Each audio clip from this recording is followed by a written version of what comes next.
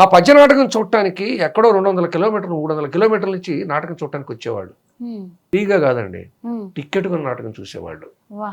ఆ నాటకానికి ఉన్న రోజు రైల్వే స్టేషన్ దగ్గర, బస్ స్టాండ్ దగ్గర కొత్తగా హోటల్స్ ఏర్పాటు చేసేవాళ్ళు.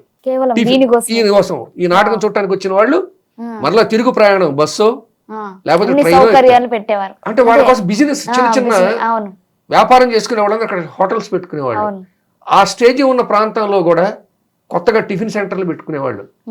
ట్రైన్ దిగి లేదా బస్సు దిగి వచ్చి నాటకం 8ంటికి మొదలు పెడతారంటే 10ంటికి మొదలు పెడతారు. 10 గంటల నుండి తెల్లవారుజామున 7ంటికి ఉదయం అయిన తర్వాత కూడా పద్యం వినిపిస్తూ ఉండేది.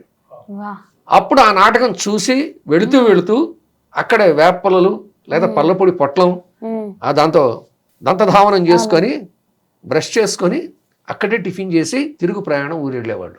అంతసేపు చూసేవారు అనమాట. అంత సేపు చూసేవాళ్ళు, అంతమంది వచ్చి చూసేవాళ్ళు నాటకాన్ని.